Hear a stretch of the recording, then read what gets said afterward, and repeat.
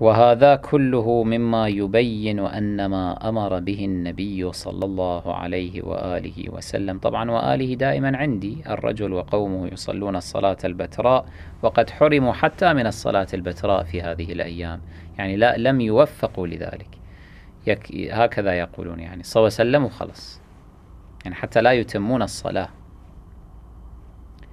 وهذا كله مما يبين أن ما أمر به النبي صلى الله عليه وآله وسلم من الصبر على جور الأئمة وترك قتالهم والخروج عليهم هو أصلح الأمور للعباد في المعاش والمعاد.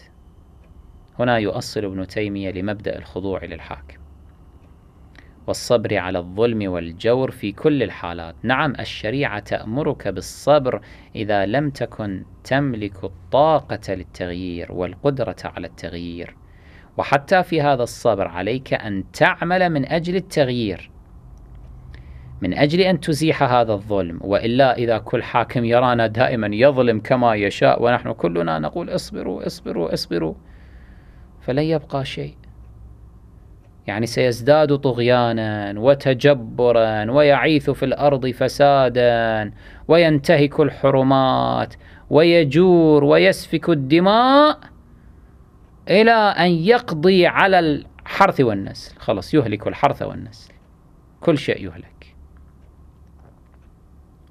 فإذا لا بد من التصدي. أين إذن كلمة الحق في وجه سلطان جائر؟ أين إذن الأمر بالمعروف والنهي عن المنكر؟ أين القبض على يد الحاكم إذا ما زاغ عن الطريق؟ أنتم تريدون أن تحولوا الإسلام إلى دين الخضوع والعبودية للظالمين، هذا نرفضه. لولا الحسين لأصبح هذا هو الإسلام.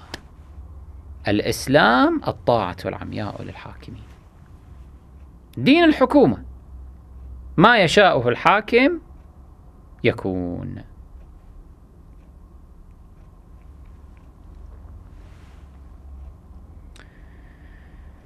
يقول: وأن من خالف ذلك، أي الصبر وترك الصبر على جور الأئمة، من يسميهم الأئمة، أئمته هو الحكام يعني طغاة، وأن من خالف ذلك متعمدا أو مخطئا لم يحصل بفعله صلاح بل فساد.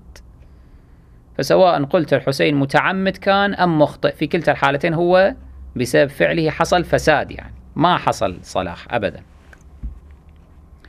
ولهذا أثنى النبي صلى الله عليه وآله وسلم على الحسن بقوله: إن ابني هذا سيد وسيصلح الله به بين فئتين عظيمتين من المسلمين. ولم يثن على أحد لا بقتال في فتنة ولا بخروج على الأئمة ولا نزع يد من طاعة ولا مفارقة للجماعة. هنا يريد أن يلعب ابن تيمية لعبته القذرة والخبيثة في استغفال القراء، استغفال الناس، أنه يقول هكذا، يريد أن يصور الأمر في مقارنة، يعني يقول: انظروا الحسن رسول الله امتدحه وقال: ابني هذا سيد وسيصلح الله به بين فئتين عظيمتين من المسلمين. هنا أنبه بين قوسين أن الحديث بلفظه المعتبر: إن ابني هذا سيد وسيصلح الله به بين فئتين عظيمتين، ماكو من المسلمين من المؤمنين. وهم يحاولون بهذا الحديث أن يجعلوا الكفة الأخرى، يعني ينزعوا عنوان الفئة الباغية من معاوية وأصحابه ويسبغوا عليهم الإيمان والإسلام. حاشا رسول الله صلى الله عليه وآله أن يقول هذا. وعلى فرض أنه قاله تنزلا وجدلا، نقول إنما وصفهم بما أعلنوا أنهم يدعون الإسلام، يدعون الإيمان، كما أن المنافقين كانوا يدعون الإسلام والإيمان. فنأخذ حكم الظاهر، الواقع أمر آخر، الباطن أمر آخر. لا شك ولا ريب أن الذين كانوا في الجهة المقابلة للإمام السبط الأكبر الحسن المجتبى صلوات الله عليه وروح فداه، لا شك أنهم كانوا الفئة الباغية وكانوا المنافقين، أي الكفار في بواطنهم. أيشك أصلا عاقل بهذا؟ أيشك منصف في أن معاوية كان منافقا؟ وأن هؤلاء الذين حاربوا الإمام الحسن عليه السلام كانوا منافقين؟ وأنهم الفئة الباغية؟ كيف ذلك؟